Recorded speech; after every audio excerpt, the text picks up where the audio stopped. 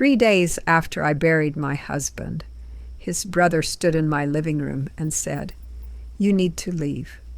This house belongs to the family now. You have 1 week." I just smiled. He had no idea that the scared widow he was looking at had spent the last 72 hours doing something he never expected. I'm glad you're here with me. Please like this video and listen to my story till the end, and let me know which city you're listening from. That way I can see how far my story has traveled. Before we begin, if you believe that grief doesn't make you stupid, go ahead and hit that subscribe button. And if you've ever been underestimated, drop a comment telling me where you're watching from. Your support means everything.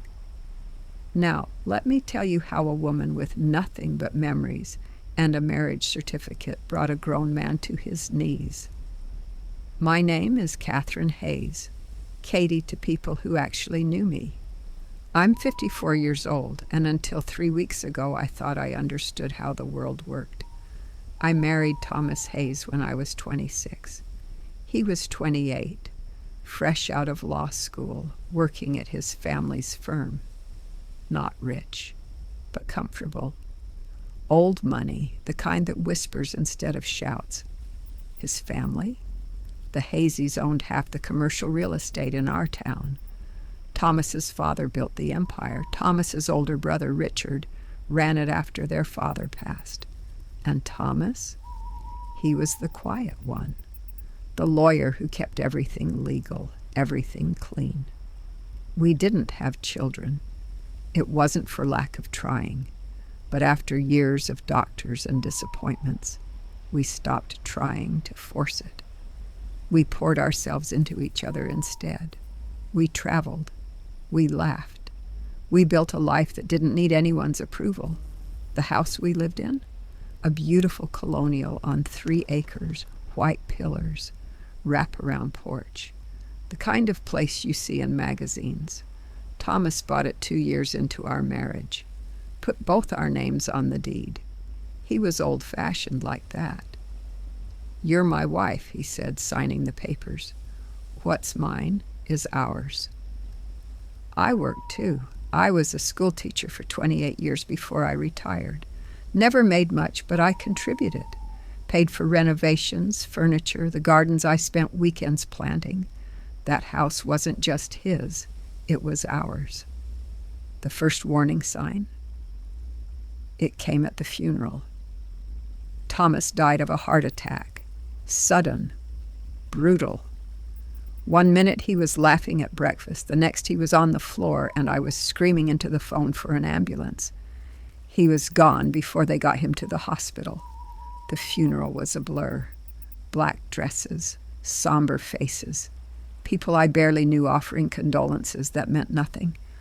I stood there like a ghost in my own life, shaking hands, nodding, barely breathing. But I noticed something. Richard, Thomas's older brother, didn't cry. Not once. He stood at the back during the service, arms crossed, whispering to his wife, Vanessa. When I caught his eye, he didn't look sad. He looked calculating. After the burial, people came back to the house. My house. Our house. I was in the kitchen making coffee when I heard Richard's voice in the hallway. "We need to talk about the property situation," he said to Vanessa. "Not now," she hissed. "Give it a few days." "She's not going to just hand it over. You know how she is." My hands froze on the coffee pot. Hand what over? I walked into the hallway. "Richard, did you need something?" He turned, his face smoothing into something approximating sympathy. "Katie, no, just family business. Don't worry about it." "Family business about my house?" He blinked. "Your house?" "Yes, my house. Thomas and I—" "Let's not do this right now." He patted my shoulder like I was a confused child. "We'll talk later. You're grieving." He walked away before I could respond. That night, after everyone left, I sat in the empty house and felt the silence press down like a weight. Something was wrong. Very, very wrong. 3 days later, Richard showed up. No phone call, no warning, just his black Mercedes in my driveway at 9 a.m. and him walking through my front door like he owned it. "Katie," he said, not even bothering with pleasantries, "we need to discuss your living situation." I was still in my bathrobe, coffee cup in hand, eyes swollen from another sleepless night. My living situation? This house. He gestured around like it disgusted him. It's a Hayes family property, always has been. Thomas and I bought this house together. Both our names are on the deed. He smiled, the kind of smile a snake gives before it strikes. Actually, no. The purchase was made by the Hayes Family Trust. Thomas's name was on the deed as trustee. You were added as a courtesy. My stomach dropped. That's not true. I saw the papers. We signed together. Katie. His voice was gentle now, condescending. Thomas managed the legal details. You probably just signed where he told you to sign. Women usually do. The room tilted. I want you out within the week, he continued. I've already spoken to a buyer. The family needs to liquidate some assets, and this property is... Get out, he blinked. Excuse me? I said get out of my house. My house, Katie, and if you don't leave voluntarily, I'll have you removed, legally. Thomas's estate goes to the family trust. You're not family. You were just married in. 28 years. 28 years of building a life, and I was just married in. I'm calling a lawyer, I said, my voice shaking. Good luck finding one who'll go against the Hayes family. He straightened his tie. 1 week, Katie. Don't make this ugly. He walked out.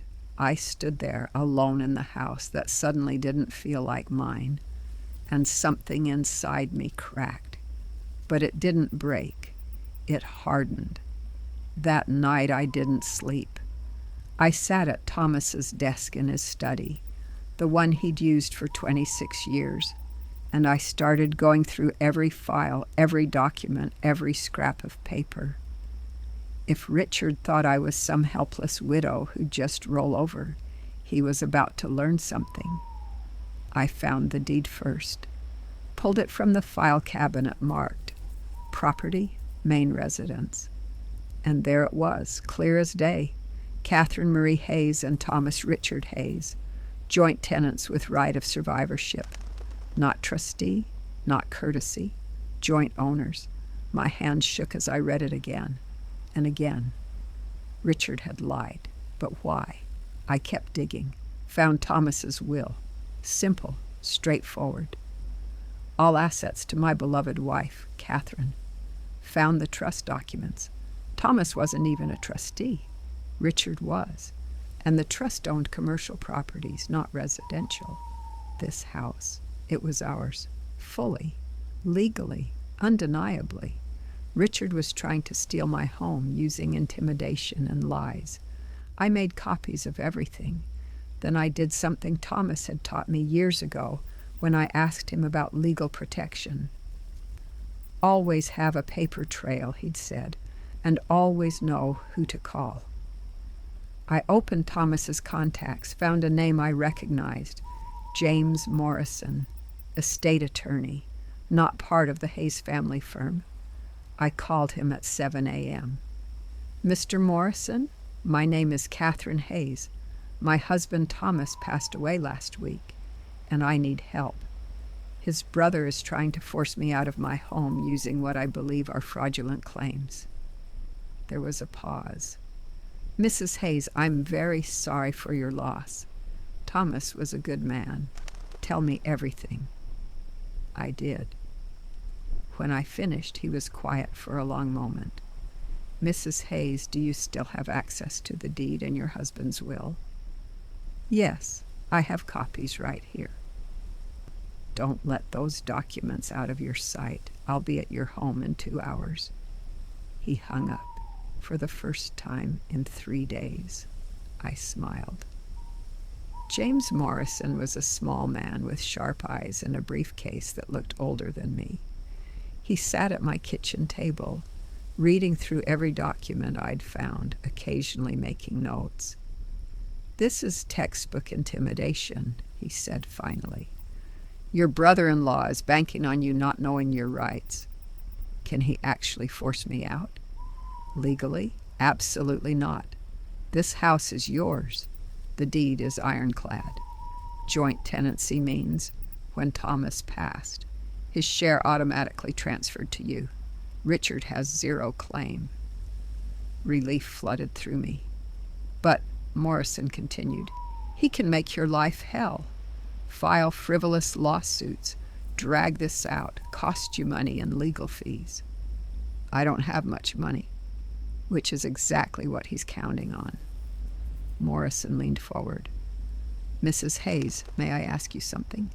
Did Thomas have life insurance?" "Yes, a policy through his firm, $500,000.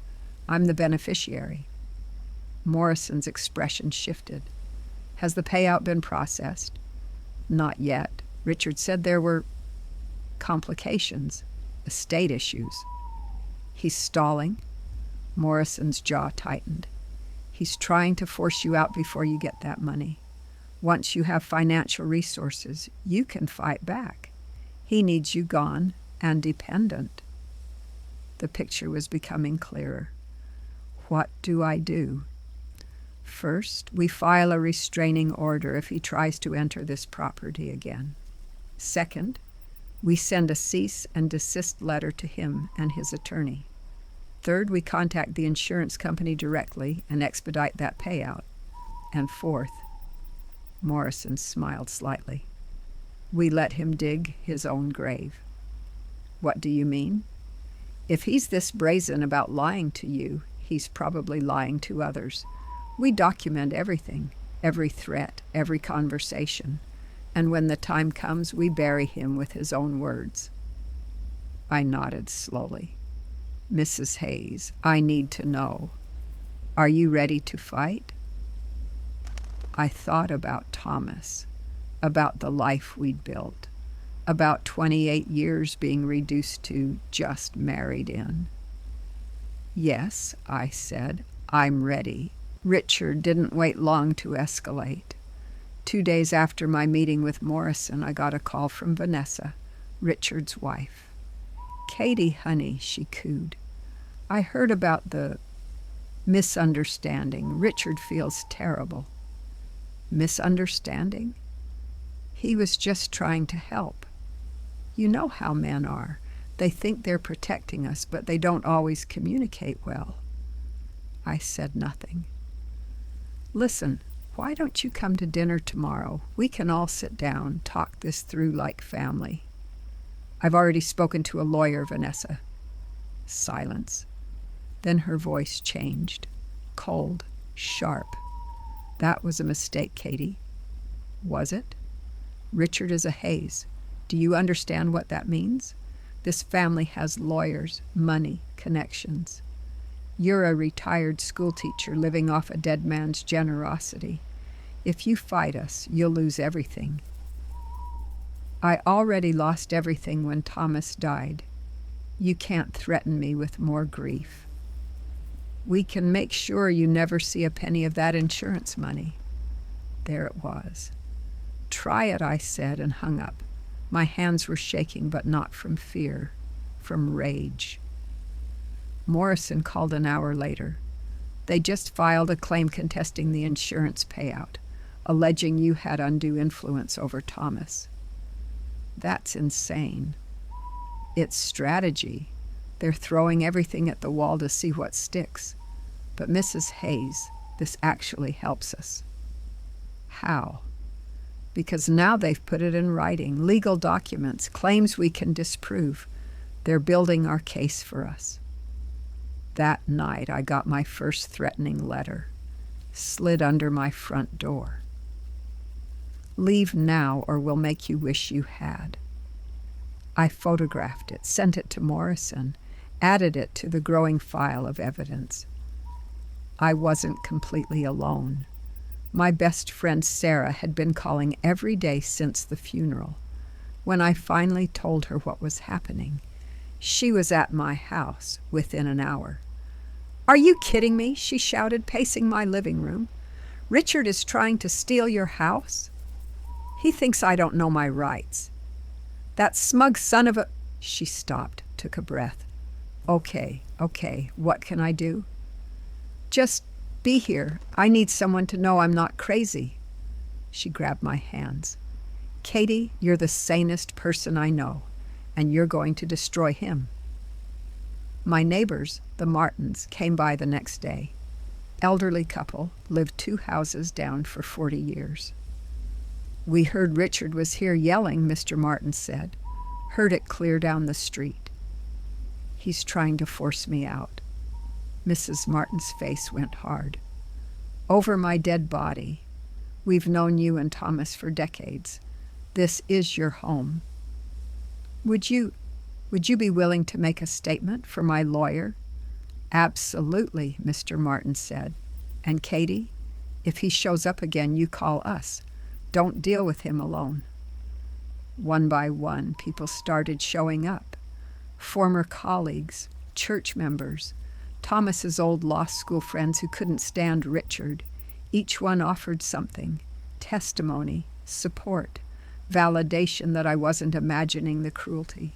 Morrison compiled it all. "Mrs. Hayes," he said during our next meeting, "you have something Richard doesn't." "What's that?" "People who actually like you." The court date came faster than I expected. Richard had filed for emergency possession of the property, claiming I was unlawfully occupying Hayes' family assets. We met in a small courtroom that smelled like old wood and stale coffee. Richard sat with 2 lawyers in expensive suits.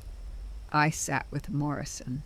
The judge, a woman in her 60s named Judge Patricia Reeves, looked tired already.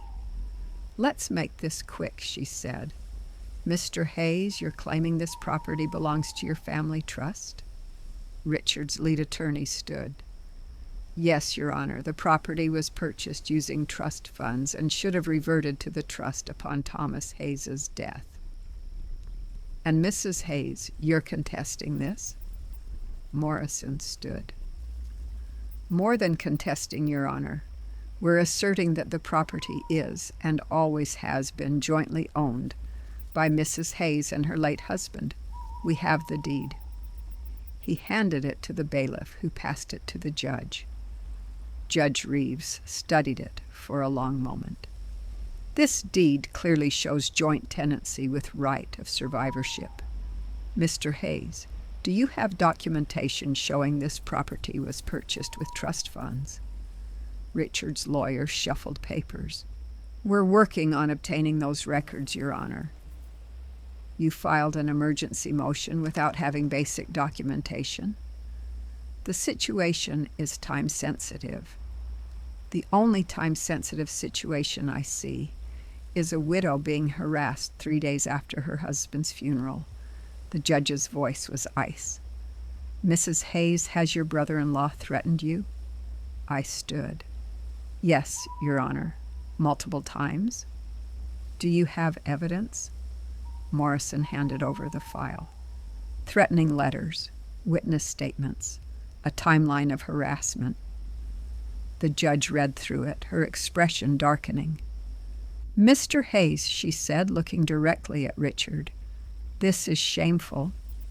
Your Honor, with all due respect—" "I'm not finished. You've presented no evidence supporting your claim. You've filed a frivolous emergency motion, and you've apparently engaged in witness intimidation and harassment of a grieving widow." Richard's face went red. "Motion denied. This property belongs to Mrs. Hayes. If you have legitimate claims regarding the estate, file them through proper channels. But you will not, under any circumstances, contact Mrs. Hayes directly again. Is that clear? Your Honor, is that clear? Yes, Your Honor. Good. We're adjourned. The gavel came down like thunder, but Richard wasn't done. 2 weeks later, Morrison called me. They filed a wrongful death lawsuit. What? They're claiming you contributed to Thomas's death through negligence, not calling 911 fast enough, not recognizing the warning signs. I couldn't breathe. Katie, listen to me. This is desperate. They're throwing everything at the wall. But it's also incredibly stupid. How? Because now we get to depose them, under oath, and discovery goes both ways. Morrison filed a countersuit, harassment, intentional infliction of emotional distress, attempted fraud, and then we went hunting. Morrison's investigator found something beautiful. Emails between Richard and his lawyer from before Thomas died, planning how to handle the Katie situation after Thomas was gone. They'd been planning this for months. We found more. Richard had been skimming from the family trust for years.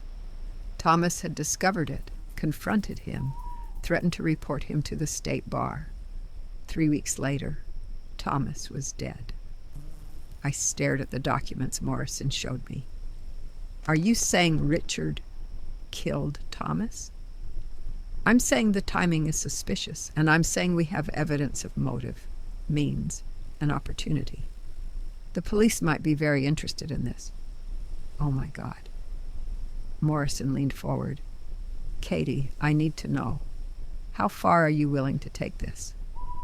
I thought about Thomas, about the house we'd built together, about being called just married in. All the way I said the deposition was brutal. Richard sat across from Morrison, his lawyer beside him, trying to maintain his composure. Mr. Hayes, can you explain these emails dated 6 months before your brother's death, discussing removing obstacles to trust consolidation? Those were just theoretical discussions. Theoretical discussions about forcing your brother's wife out of her home? That's not what. And can you explain why, according to these bank records, you transferred $340,000 from the trust account into your personal account 3 days after your brother's funeral? Richard's lawyer intervened. My client invokes his Fifth Amendment right. Noted.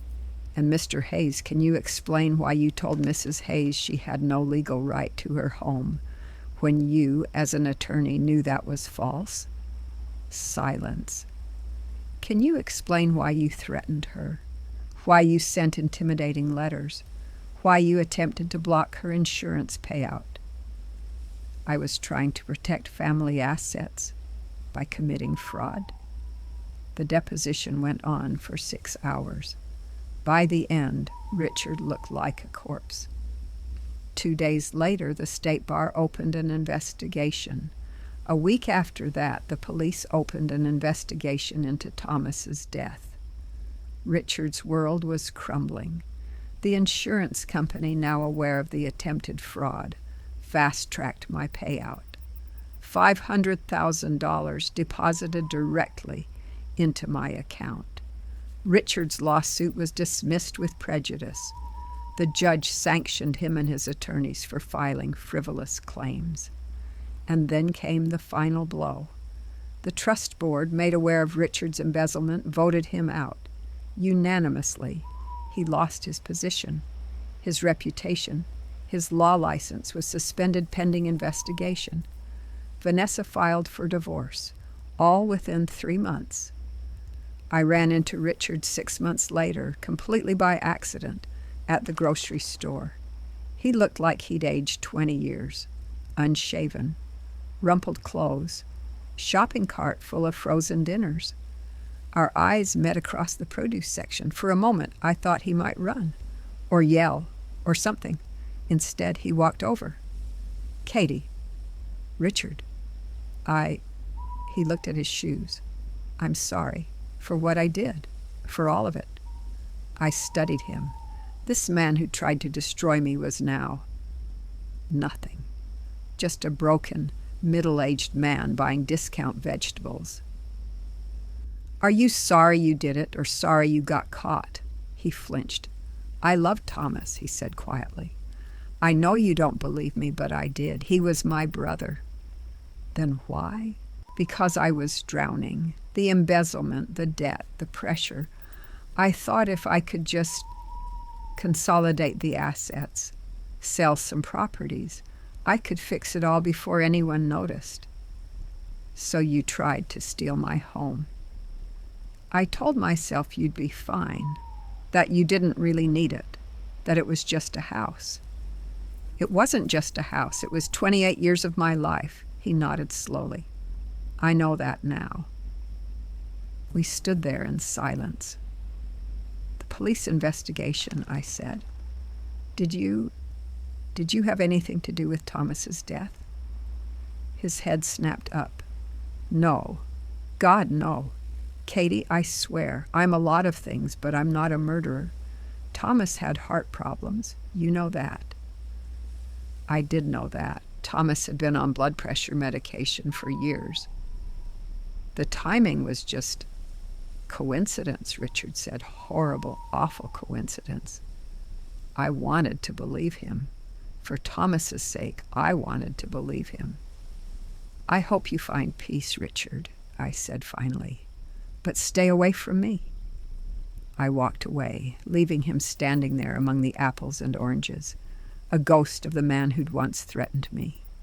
A year has passed since Thomas died.